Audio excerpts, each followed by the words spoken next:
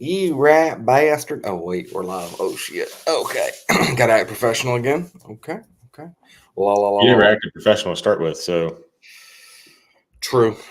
True. Good thing is the beginning. So, yeah.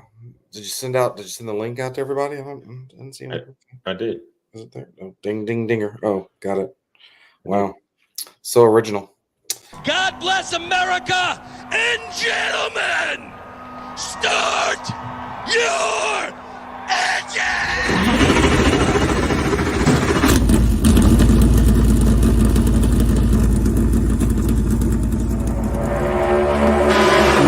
Still down there.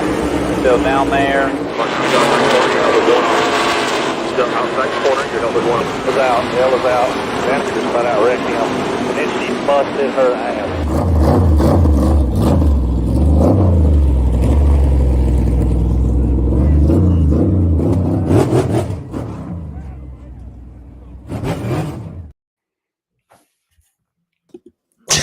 What are you doing? Stop.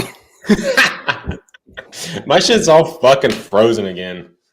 Oh, God. Even your dollar store fucking internet. It's not even the internet. The fan's not even on. Oh my God, the fucking dollar store internet back at it again. Dude, what the fuck? It's catching back up now. There we go. Oh, wait. You're still in fast forward. All right, now I think you're back. Dakota's not even in here, so can't blame it on him. Still his fault. I mean, it just is. God damn it, Dakota. You know, I think we're gonna have to update our intro with clips from this year now that we got all these good ones. Good ones here at the end. We got a whole bunch of new stuff. Yeah, With them VIPs that we have. we can do that on the off season. Yeah, off season. So we got we were at the Roval. For those of y'all that don't know, we were at the Roval, which Really? some people like it, some people hate it. I enjoy it. I don't know about you. I thought it was okay.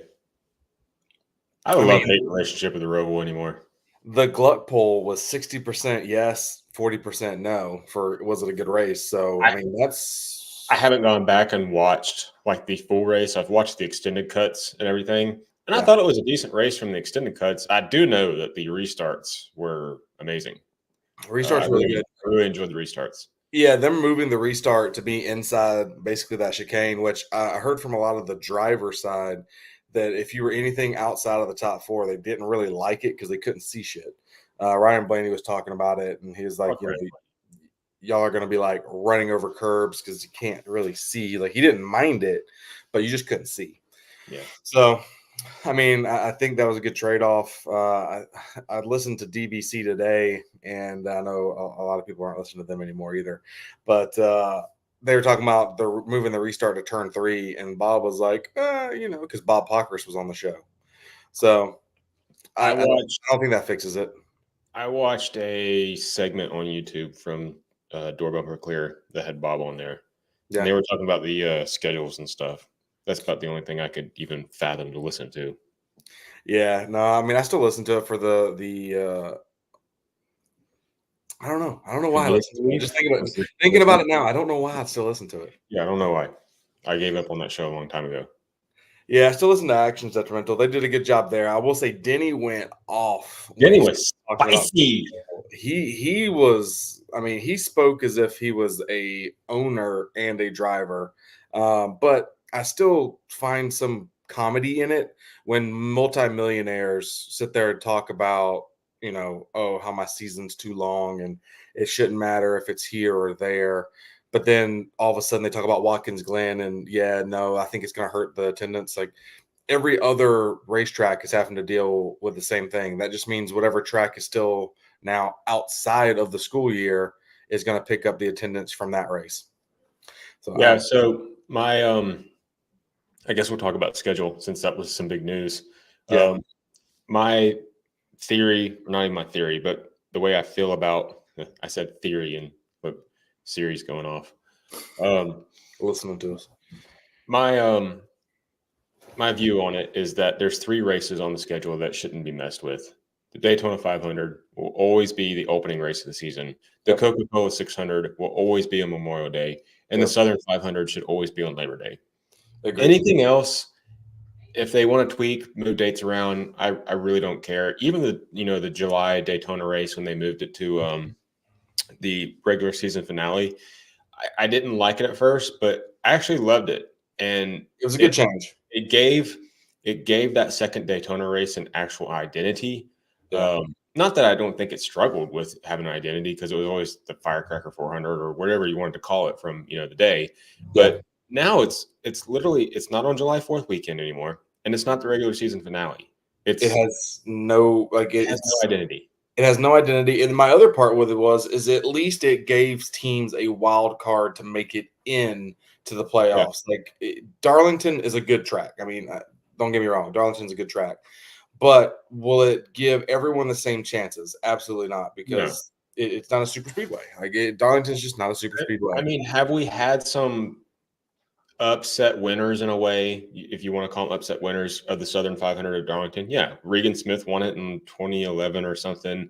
And the last guy that I can think of would be Eric Jones. He came out of nowhere last year and won that race.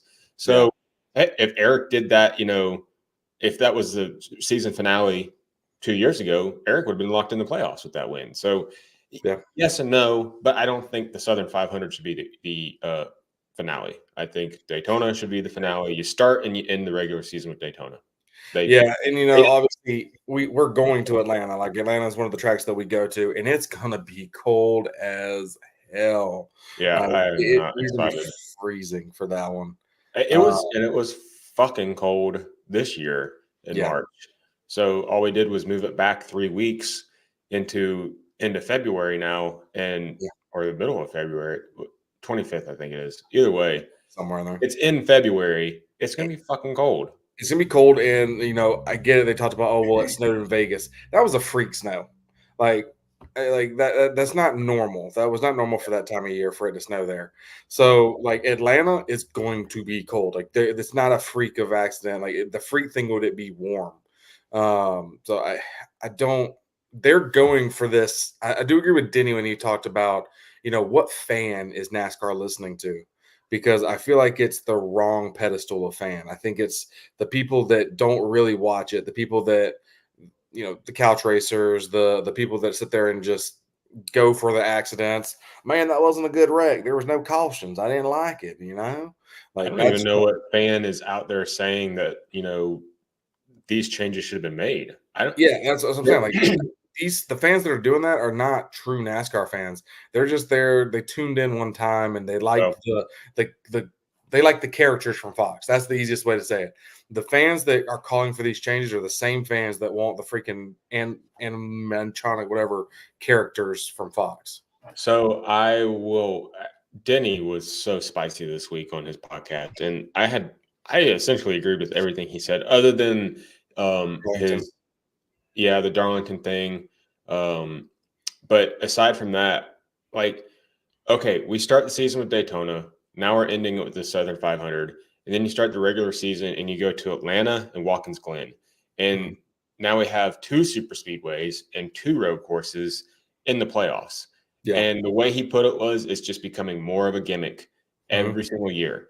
And I really agree with that. NASCAR is reaching for so much drama because that's what brings in ratings, or that, NBC and Fox can, especially NBC.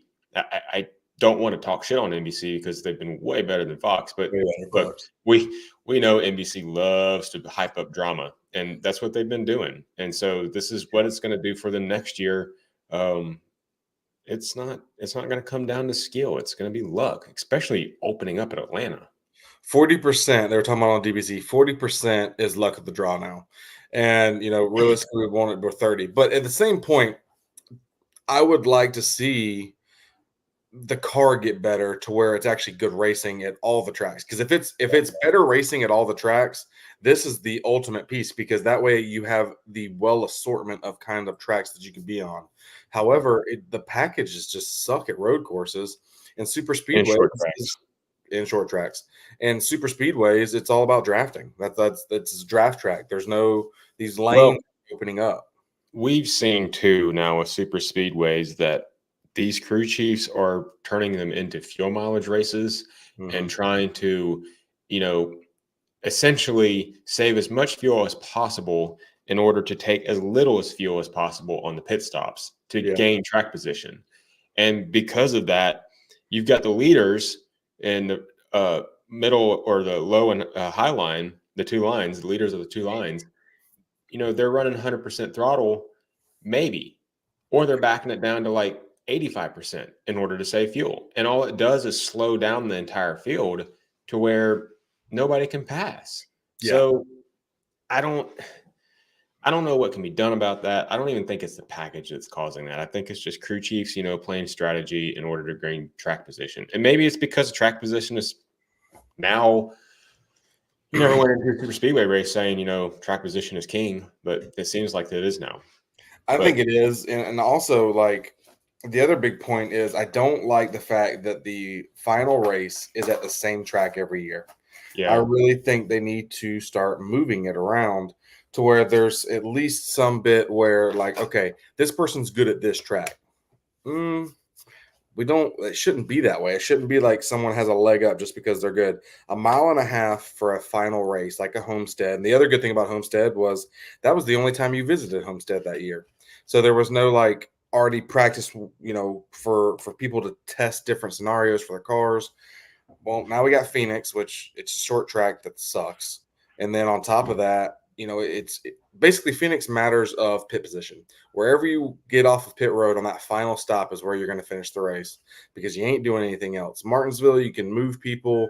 You got you can't even move people at Martinsville anymore either. Not as much, but you still can. And you look at these other tracks that could be possibly picked. I'd love to see like a Chicagoland as the final one, or like switch it up to races where it's the only race of the year. There's obviously issues though, because one of the reasons that we have to be in Phoenix for the Homestead or the finale is because of the weather. We're talking about November, the week before Thanksgiving. So you can't really race anywhere far north. So that eliminates Chicagoland. You can. We're racing in Atlanta in February. I understand that, but what I'm talking about is the odds of snow or bad weather, not the cold. Odds of snow in February for Atlanta is not that low. Okay. Well, anyways, so the problem with that is because they're only going to run it in southern states or places that that aren't susceptible to freak storm accidents, whatever it is. But I think if we were to get rid of the Roval and move it back to the Oval, what about Charlotte being the finale to the season, the championship race, the home of NASCAR? I wouldn't have a problem with it. I mean, it can't be a super speedway. It can't be a road course. No. So those are out. Atlanta's too much like a super speedway for it to be Atlanta. No, Atlanta won't be it. Yeah. So I could see, obviously Homestead. And then Charlotte, I don't have a problem with Charlotte, but Charlotte, like we're talking about Charlotte versus Chicago in November. The chances of snow are going to be about the same. Like, I doubt it. Like you're looking at you're sitting there going, "Hey, I can't do it because of weather." That's not really the case because if you're moving Atlanta the case though why they haven't snow the most is February. That is the case, though, why they haven't moved the championship race anywhere other than Phoenix. They've kept in either Homestead, Miami, or Phoenix because of the weather. I just think that's exactly why those races. Ken Kennedy saying whatever he wants to say because it doesn't. That has no bearing on it. Like whether it be Phoenix or whether it be Miami. Okay, what is Atlanta? Okay, what if it's Nashville, okay? Like all those are going to all be the same when we're talking about November. Could it snow? Possible. Could it rain? Snow in Miami. It ain't going to snow. Probably not going to snow in Miami. But is it going to storm every single day? Yeah. Historically, no, it hasn't. It still can. How many Homestead races when it was the championship race in November was delayed because of rain? I don't remember one.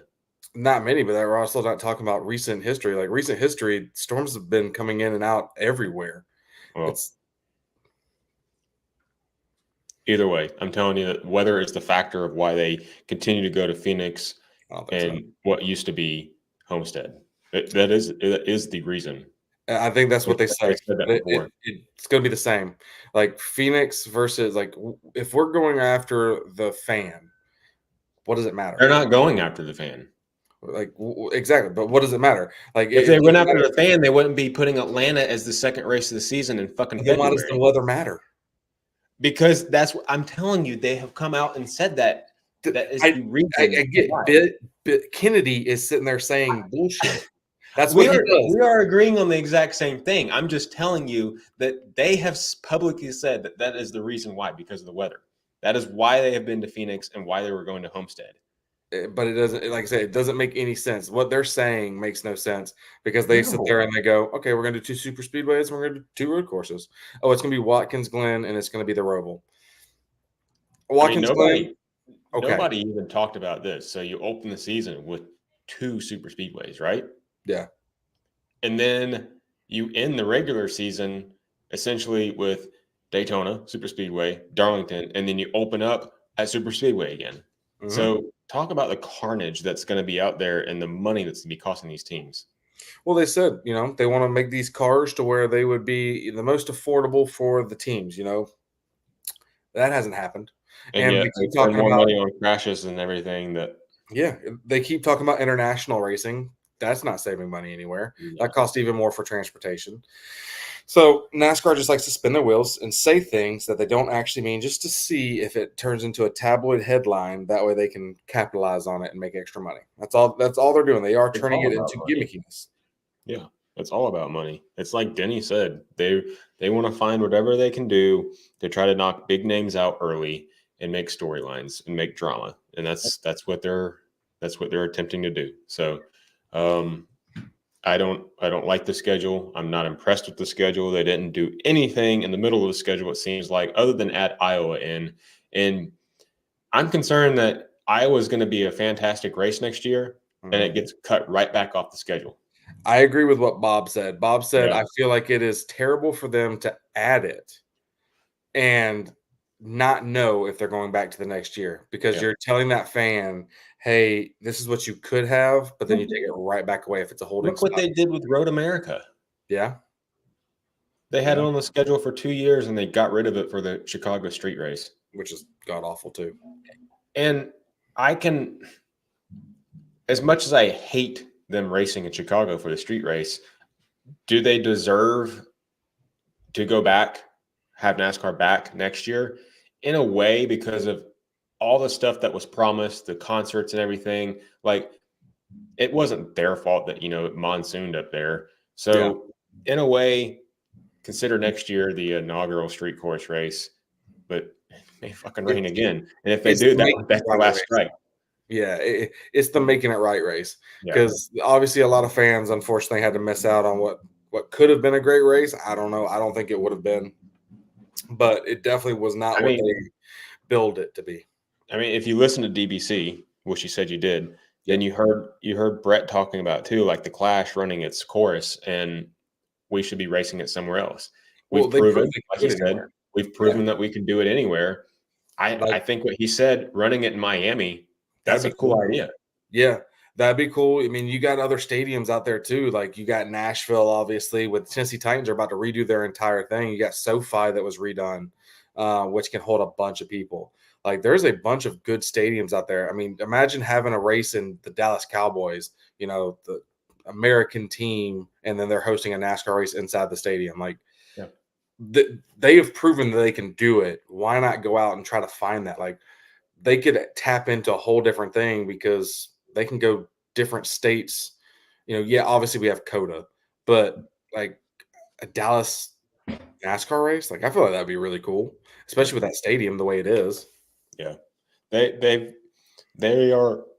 playing to the wrong crowd. I feel like I wouldn't even go that far.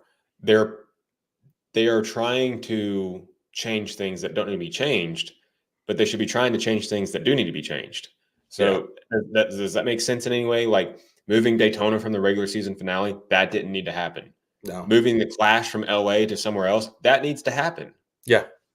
Yeah. I mean, shorten the season. I agreed with Denny on that part too. I do too. Hey, I love NASCAR. We all love NASCAR, but we've got to 38 races a year. That's ridiculous. If you're worried about how you're going to stack up against the NFL and the NCAA when it comes to football, you might need to either look at when you start or when you finish.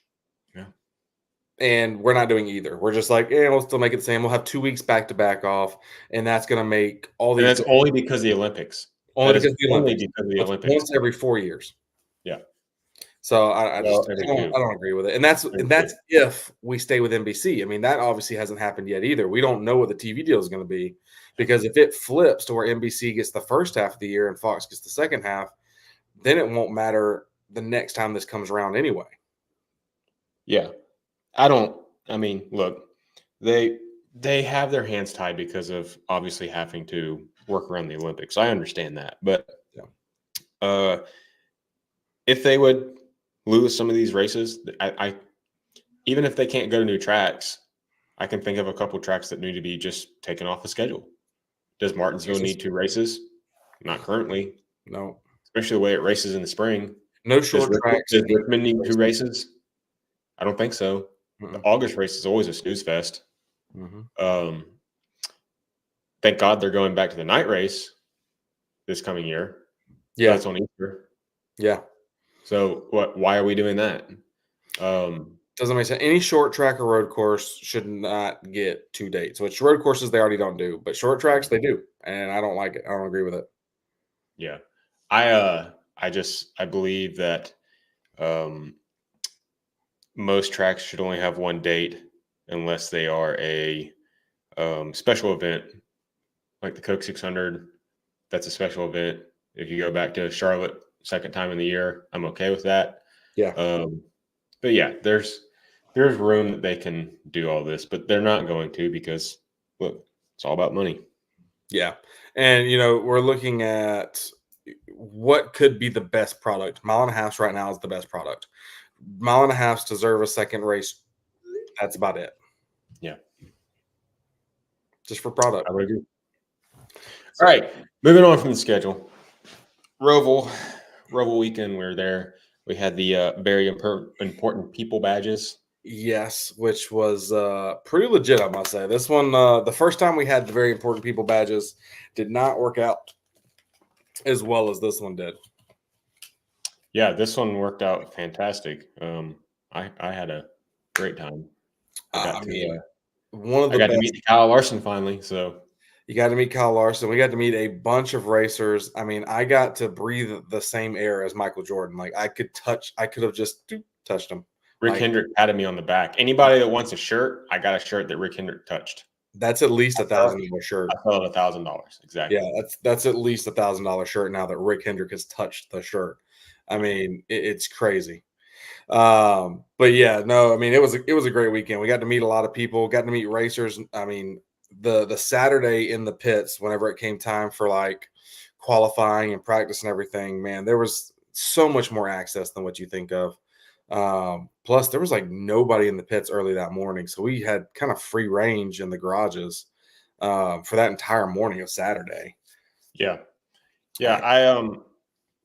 This was the third time this year was able to roam around the garages, and this was the best experience by far. And we talked about it too, how, if this was a once a year thing, I'd be okay with that, because there's so much to see. It's kind of overwhelming, but at the same time, like, you don't want to do it all the time to lose that appreciation.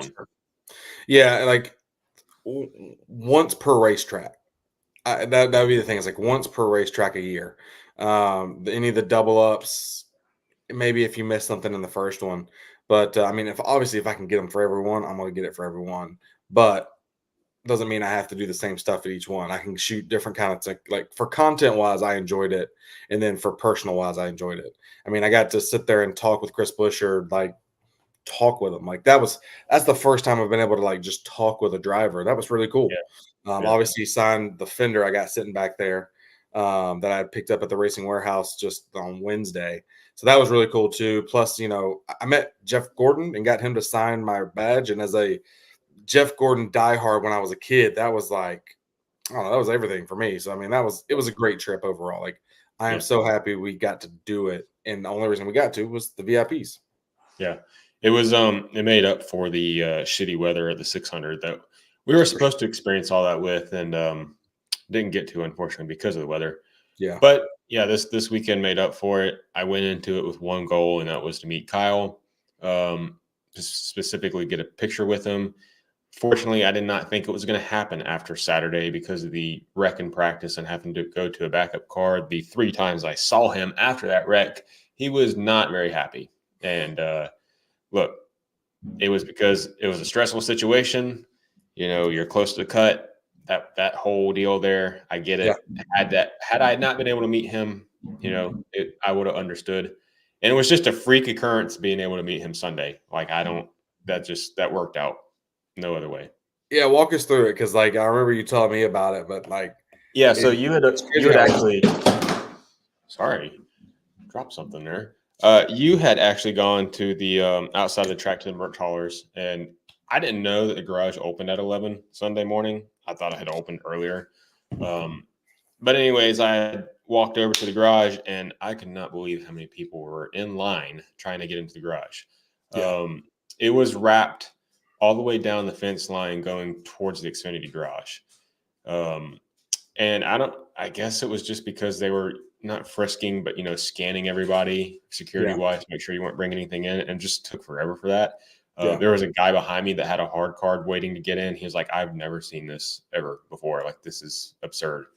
But yeah, so I finally got to the gates to get in, and I was like the third person before getting checked and everything.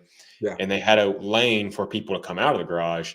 I just happened to look over after Chase Elliott, by the way, drove by on his golf cart and completely ignored everybody. Of course.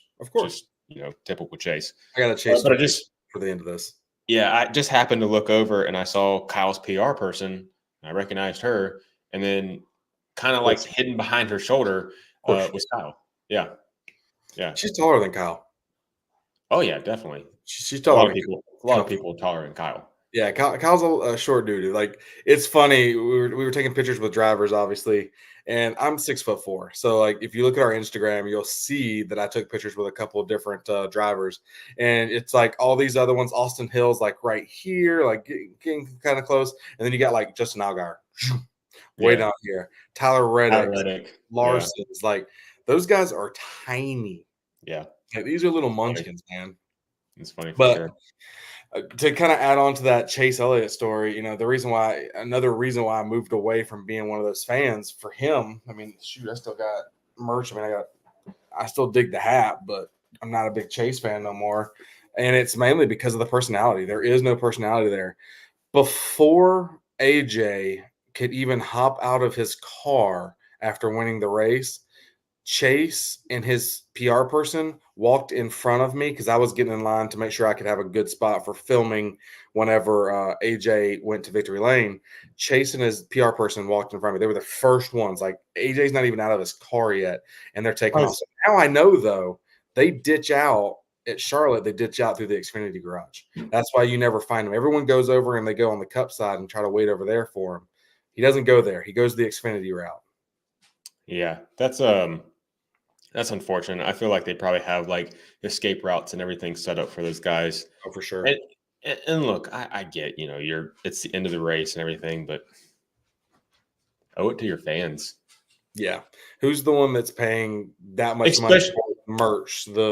Especially the most popular driver. Like, I think it's a little absurd that our most popular driver is kind of, you know, a recluse. Introverted person. And I'm not knocking him for being an introverted person. It's just that he got thrust in that situation. Like, sorry, Dale Jr. had to do it for years. Yeah, but Dale Jr. had the personality. Well, not to begin with. I mean, he was pretty introverted and everything too. He talks about it. So But he was more than Chase. I mean, even like just listening to like the radioactives back from Dale Jr. like that, even though he wasn't talking to other people, it was like you heard personality in how he talked with his spotter, his crew chief, the people, the reporters. Like he had personality there. Chase doesn't have even that. Like, yeah, he'll get like voicey on his radio every once in a while, but it's like very minor. It's little stuff, little tissy here, tissy there, or yelling at Kyle for getting off in the pit road. So I mean, yeah, there's not much going on there, and yet he is NASCAR's poster child. So it's like I don't get it. I don't get it. I mean, I saw Brad. Brad literally was on the golf cart driving through the main part, even going through the tunnel when he was leaving the race that day. So there's guys out there that are willing to be the fans, driver, and then you got guys out there that just want to get home. Yeah, it's a shame. It really is, because I feel like the 2 times I've seen Chase in person at Charlotte, he's just like that pain of mine. Yeah, blah.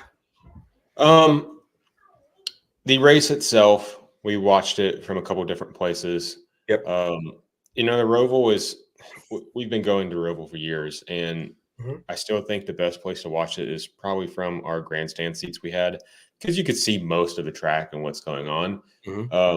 The benefit of having the VIPs and going through the pits is when the race is happening, all the pit boxes have the TVs up, and it's real live time, not delayed or anything.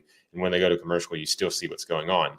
And so because of that, you could kind of tell who was running where, keep up with stuff. But even then, you still wanted to watch in person. And so we watched from the bus. We saw all of turns 3 and 4. We saw the backstretch. We saw the chicane on the backstretch. And, that was about it. We couldn't see the infield section. Couldn't see the front stretch or any of that, which from what I could tell on the extended cuts, there was some good racing in those areas. So, and we could, but it was on TV. It wasn't live. So like we could see it on the big screen, because we could see it. And then obviously we had our small TV set up there too. So we could see it, but obviously seeing it like the actual thing in person is a lot different than watching it on the screen there. So I mean, I agree with you. The new veranda seats that we had, obviously we were right underneath the overhang, so we didn't have sun directly on us either. Straight up from basically what was turning. I got a lot of it. Yeah, we got some sun this weekend. Yeah. But they were good seats, and I could see it. But this is one of the only road courses where you can see the entire thing from the stands to begin with. I mean, that's true. That in a lot of places. And a lot of people are shitting on the Roval, saying it's run its course. And they're, kind of talking shit about Marcus Smith going on his interview and saying, it's this state-of-the-art complex. You can't see anything else like this. And I actually have to agree with him, because if you think about it from the general admission of sitting in the stands and watching the race, you can see a lot. Yeah. You can't go to Watkins Glen, Sonoma, Road America and see all that. Nope. You can see it at the Roval, though. Yeah. So I don't... Again, like I said, going into this, I'm torn on the Roval, and I think it's because just the on-track product that we have with the racing. And honestly, the Xfinity race was not that good either. So has it run its course? Maybe, but I'd hate to see it go away too, because I kind of love the track. I enjoy it. I don't have a problem. I mean, obviously, we've gone since the inaugural Roval. Like we've literally been there every year except for COVID year, if I remember right. Yeah. So I mean, we missed 2021, unfortunately, because that would have been a year Kyle fucking won it. Yeah. But I mean, like we've gone to pretty much every single one. So I mean, it's like it would suck to see it go, because it's been something ever since we stopped going to the All-Star race, because it stopped being in Charlotte.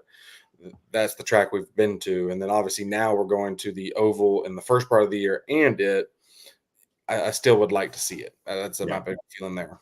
Yeah, I like the difference in it, because we go to Atlanta twice a year.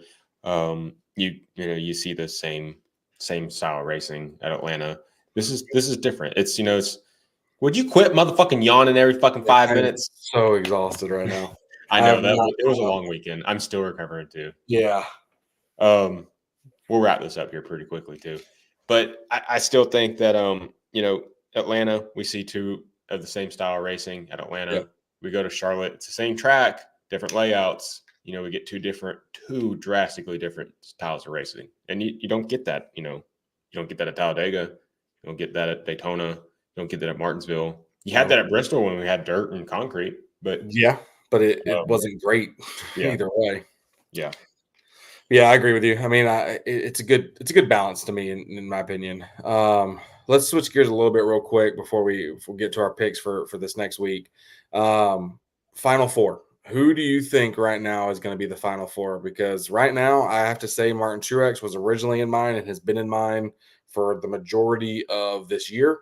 And right now, I don't know. I don't think he makes it. Yeah, I feel like Martin. I'm not going to write him off just yet.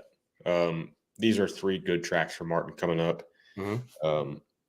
So because of that, three tracks that Martin's won at as well. You have to remember that as well.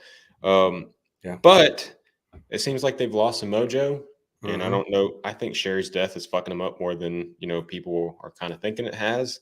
Yeah. But regardless, I would have to say right now, my final four, and I'm just going numerically here: the 5, the 11, the 24, and the 45. Are you saying 45 because of Homestead? Or Las Vegas. Vegas. Yeah, he won Kansas. That's a mile and a half. I know Vegas is more banked and everything, but still a mile and a half. Toyotas are strong at mile and a halves. Him and Larson run the wall at Homestead the best. Yeah. I mean, everyone talks about that. Him and them two are really good. Martin is good at running the wall too, not as good as those two. So I think if Tyler's going to get a win, I think Homestead is his best bet. I put him and Kyle both being a major threat at both Las Vegas and Homestead, and because of that, I think Larson has better odds than Reddick right now, but I still feel like that these next tracks are right up those two wheelhouses for those two guys. And it's a Toyota and you track. can't forget about William. I mean, William won Las Vegas beginning of this year. Yeah. And he won Homestead in 2021. So do you think Buescher has a chance? Because obviously, I've kind of been more towards a fan of Buescher, but even me, I picked the same numbers that you picked, basically. Yeah. So I just don't see Buescher have a chance. Yeah, absolutely. I think. I mean, they got speed. Mile and a half, he has a chance. Vegas, he has a chance. He has a chance at Martinsville. And he has a chance at Martinsville. And I think those are his two biggest chances, is those two. Well, so you and I, we talked about this Sunday night in the bus. They had done the Winston Cup points and everything to show where you'll be at. Chris Buescher was like 4 or 5 points behind Denny Hamlin for the lead in the championship had we been on the old style point system, which rewarded consistency. Yes. And Chris has been consistent all year. And because of that, I think he can consistently point his way in. I mean, there's going to be some guys that have some trouble. There's the way the playoffs go, there's going to be some guys that have some trouble. I think 2 of the top 4 win and the other 2 point in my opinion. I like that. I could see for sure, Larson and Reddick and even Hamlin running very well at Vegas this weekend. I have Harvick Larson. That's the 2 winners for me. Jesus. Larson Hamlin. That's how tired I am. Yeah. Hamlin Larson as the 2 winners and Byron pointing in, and I'm kind of going Buescher just so I can not the same, but I could see Reddick being the 4th for sure. Yeah, I mean Reddick's have really snuck up here since the playoffs started. They had a lot of trouble executing races and everything, but he's put the playoffs together. Yeah. Because of that, I think he's coming on strong, and he has a legit shot of making the Final Four. And who knows? I mean, he could fucking sweep it and win it all. So your picks are close to mine, and we talked about who could potentially win this weekend. So I'm going to go ahead and make my pick for the Cup Series. Okay. I think Denny's going to win it this weekend at Vegas. That's a good one. Dang it. That's he's a good pick. I'm gonna go William Byron here. Obviously, he knows how to win at the track. Like I'm gonna go with. Motherfucker, you just said that William Byron was gonna point his way in. I know, but I'm gonna go ahead and say he's gonna win this one. Fucking retard. I mean, you took Hamlin. That's who I was gonna choose. So like, I know, and that's why I took the pick first, because you normally fucking swoop in and take the picks first. Fucker. Exactly. Go ahead and lock in Hamlin. All right, I got Byron. You got Hamlin. It'll probably end up being like Busher. So we'll see. Yeah. But, okay all right. with that. Well, I think that about wraps us up for this week. And we got, 4 more weeks of these, and then we'll be taking a vacation till February. Yeah. I'm okay with that. I'm ready for the off season, to be honest. I agree. Ready for some slow Sundays. I agree with that. Some weekends without plans on every single freaking day. Yeah, I like it. All right, man. It was a fun weekend. I enjoyed it. I know you did. Yep. Great times. Hope to do more of them in the future, but not in the near future. Yeah. Yeah, I need a break. I know you do too. All right, man. Well, thank y'all for everything. Thanks for tuning in. Make sure you hit the subscribe. Make sure you hit the like. Thank y'all. And until next time, see you. Bye-bye.